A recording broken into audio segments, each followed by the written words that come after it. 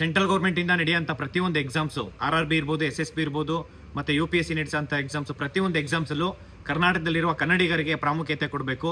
ಈ ಒಂದು ಮುಂಬರ್ತಿ ಇರ್ಬೋದು, ನೇರ ನೇಮಕಾತಿ ಆಗಿರ್ಬೋದು, ಪ್ರತಿಯೊಂದು ಎಕ್ಸಾಮ್ಸಲ್ಲೂ ಯಾವುದೇ ಪೇಪರ್ ಇದ್ರೂ ಅದು ಕನ್ನಡ ಮತ್ತು ಇಂಗ್ಲೀಷಲ್ಲಿ ಟ್ರಾನ್ಸ್ಲೇಷನ್ ಇರಬೇಕು. ಇಂಗ್ಲೀಷಿಂದ ಕನ್ನಡ ಟ್ರಾನ್ಸ್ಲೇಷನ್ ಇರಬೇಕು. ಬರೀ ಏನಪ್ಪ ಅಂದರೆ ಸೆಂಟ್ರಲ್ ಗೌರ್ಮೆಂಟಲ್ಲಿ ನಡೆಸೋಂಥ ಎಕ್ಸಾಮ್ಸು ಇಂಗ್ಲೀಷು ಮತ್ತು ಹಿಂದಿಯಲ್ಲಿ ಎಷ್ಟೇ ಇರುತ್ತೆ ಕ್ವಶನ್ ಪೇಪರು. ಇದನ್ನು ಈ ಕೂಡಲೇ ಸೆಂಟ್ರಲ್ ಗೌರ್ಮೆಂಟು ನಮ್ಮ ಕರ್ನಾಟಕದವ್ರಿಗೆ ತುಂಬ ಪ್ರಾಮುಖ್ಯತೆ ಕೊಡಬೇಕು. ಇಲ್ಲಾಂದರೆ ತುಂಬ ದೊಡ್ಡ ಮಟ್ಟಕ್ಕೆ ಹೋರಾಟ ಆಗುತ್ತೆ.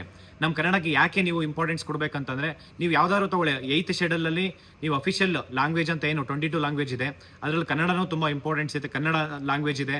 ಮತ್ತು ನೀವು ಕ್ಲಾಸಿಕಲ್ ಲ್ಯಾಂಗ್ವೇಜ್ ಅಂತ ಹೋದರೆ ನಮ್ಮ ಕರ್ನಾಟಕಕ್ಕೆ 2008ರಲ್ಲಿ ರೆಕಗ್ನೈಸ್ಡ್, ಅಂದರೆ ಹಿಸ್ಟೋರಿಕಲ್ ಬ್ಯಾಕ್ಗ್ರೌಂಡ್ ಇದೆ ಕನ್ನಡ ಅಂತಂದರೆ. There is a traditional literary ಇದೆ. ನೀವು ಇದಕ್ಕೆ ಇಂಪಾರ್ಟೆನ್ಸ್ ಕೊಡಬೇಕಂತಂದರೆ ಕನ್ನಡ ತುಂಬ ಇಂಪಾರ್ಟೆನ್ಸ್ ಕೊಡಬೇಕು. ಕನ್ನಡಕ್ಕೆ ಏನಾದರೂ ನೀವು ಇಂಪಾರ್ಟೆನ್ಸ್ ಕೊಟ್ಟು ಪ್ರತಿಯೊಂದು ಎಕ್ಸಾಮ್ಸಲ್ಲೂ UPSC ನಡೆಸೋಂಥ ಎಕ್ಸಾಮ್ಸಲ್ಲಿ ಇರ್ಬೋದು, RRB ಇರ್ಬೋದು, SSC ಇರ್ಬೋದು, ಪ್ರತಿಯೊಂದು ಬ್ಯಾಂಕಿಂಗ್ ಸೆಕ್ಟರ್ ಇರ್ಬೋದು, ಪ್ರತಿಯೊಂದು ಎಕ್ಸಾಮ್ಸಲ್ಲೂ ಕನ್ನಡಕ್ಕೆ ಪ್ರಾಮುಖ್ಯತೆ ಕೊಡಬೇಕು.